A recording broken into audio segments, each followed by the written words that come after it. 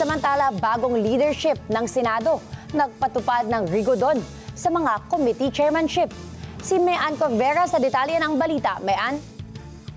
Matapos mapalitan ang Senate President, nagpatupad na rin ng rigodon ang liderato ng Senado sa mga committee chairmanship.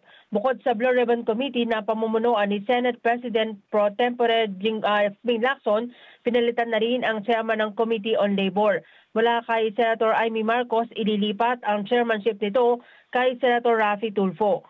Ang Defense Committee na hawak ni Senator Jinggoy Estrada mapupunta naman kay Senator Loren Legarda. Si Senator Sherwin Gatchalian mananatili naman chairman ng Senate Finance Committee na isa sa mga sumuporta sa muling pag-upo ni Senate President Vicente Sotto. Ayon kay Lacson, normal na magkaroon ng rigodon sa Senate leadership dahil prioridad na mabigyan ng committee chairmanship ang mga nasa majority bloc. Isa sa formal ang election ng committee chairmanship sa sesyon ngayong hapon. Siyam naman sa mga senador na hindi sumuporta kay Sotto ang mapapabilang sa minority bloc, pero hindi pa sigurado kung sino ang magiging minority leader. Kabilang na dyan sina dating Senate President Francis Escudero, Senators Jinggoy Estrada, Joel Villanueva at Alan Peter Cayetano.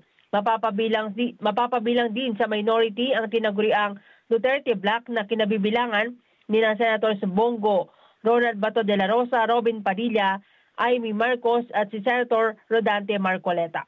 Mean Covera para sa Mata ng Agila, matatag, matapang, matapat.